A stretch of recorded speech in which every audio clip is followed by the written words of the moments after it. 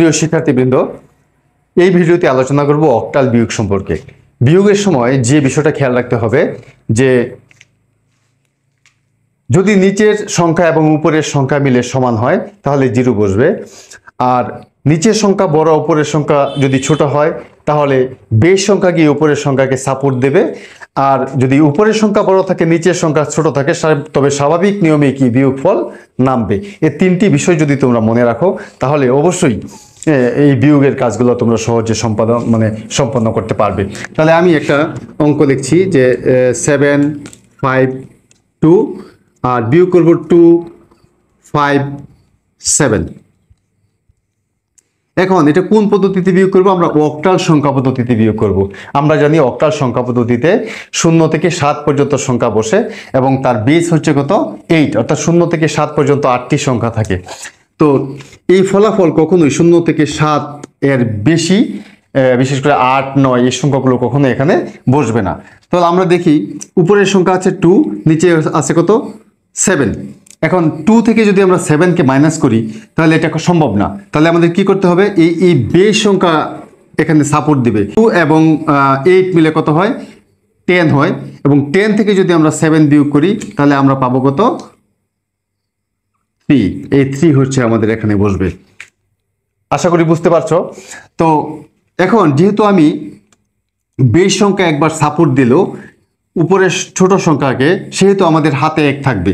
এই 1 চলে আসবে কি এখানে, অর্থাৎ 5 এর সাথে। 5 আর 1 মিলে কত হলো? 6। এখন উপরের সংখ্যা কত? 5। তার মানে উপরের সংখ্যা কিন্তু এখন ছোট হয়ে গেল। তখন আবার এই 8 এসে আবার কি করবে? এই 5কে সাপোর্ট দিবে। তাহলে 8 এবং 5 মিলে হয় কত? 13। এই 13 থেকে যদি আমরা এই 5 আর 1 হাতের 1 মিলে কত? 6 হয়ে গেল। এই 6 বিয়োগ করি তাহলে থাকে কত? 7। এই 7 এখানে বসবে। যেহেতু 8 এসে এবারও সাপোর্ট দিল, আবার হাতে 1 আছে, এই 1 চলে যাবে 2 এর সাথে। 2 আর 1 মিলে কত হলো? 3।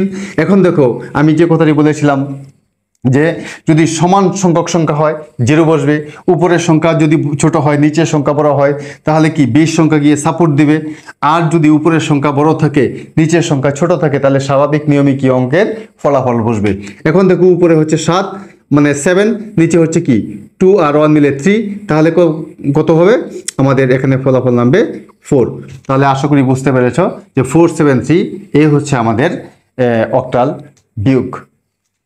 এখন আমরা যে কাজটি করব, এখন আমরা হেক্সাডেসিমাল সংখ্যা পদ্ধতির বিয়োগ করব।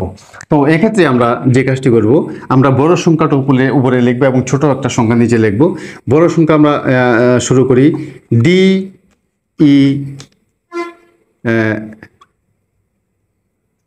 DE3, তারপরে আমরা লিখব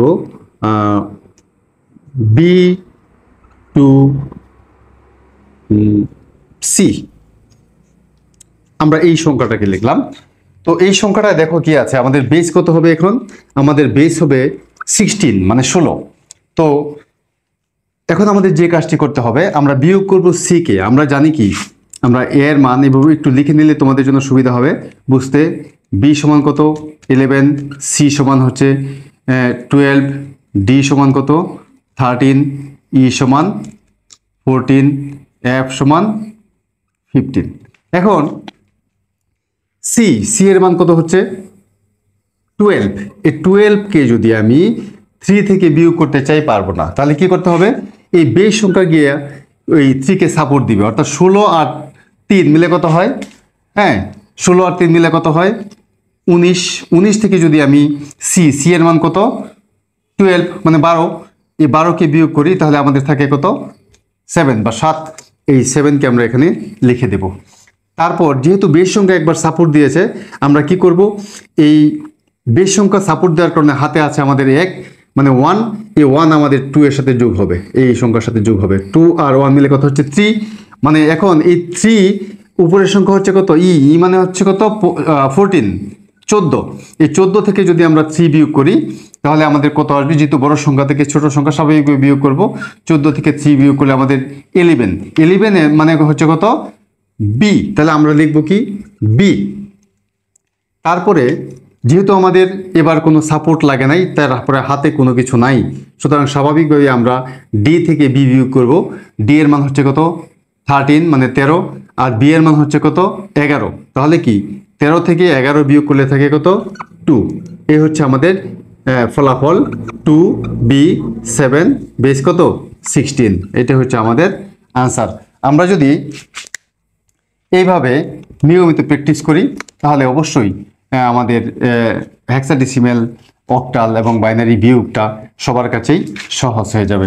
তো প্রিয় শিক্ষার্থীবৃন্দ, ভিডিওগুলো ভালো লাগলে অবশ্যই তোমরা সাবস্ক্রাইব করবে এবং শেয়ারের মাধ্যমে আমার চ্যানেলের পাশে থাকবে। সবাইকে ধন্যবাদ। আসসালামু আলাইকুম ওয়া রাহমাতুল্লাহি ওয়া বারাকাতুহু।